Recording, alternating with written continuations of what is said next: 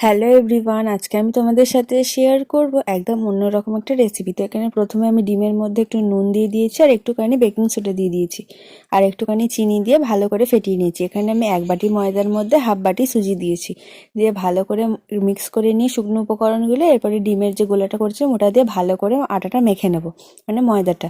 এরপরে অল্প একটু ঘি দিয়ে ভালো করে ঠেসে নিয়ে এরকম অল্প অল্প একটু লেচি করে নিয়ে পটলের শেপ করে নিতে হবে। এরকম দুদিকে মুড়ে নিয়ে বা তোমরা যেরকম খুশি শেপ করতে পারো। এখানে আমি পটল বিস্কুট করার জন্য কড়াই তেল দিয়ে দিয়েছি আর সমস্ত পটলগুলো করে নিয়েছি। এবার একদম লো আঁচে করতে হবে। এখানে যেহেতু ঠিকঠাক করে প্রথমবার করেছি তার জন্য একটু একটু ফেটে গিয়েছে, তবে তাতেও কোনো যায় আসে না। শুকনো হয়ে গেলে একদম পুরো ক্রিস্পি হয়ে যাবে এটা। দিয়ে ভালো করে লাল লাল করে পটলের যে কালার হয় সেই কালারটা ভেজে নিয়েছি। ব্যাস, আমার পটল বিস্কুট রেডি। ভিডিওটা ভালো লাগলে লাইক করো আর আমার চ্যানেলটা সাবস্ক্রাইব করে আমার পাশে থেকো। আর দেখো কত সুন্দর হয়েছে দেখতে।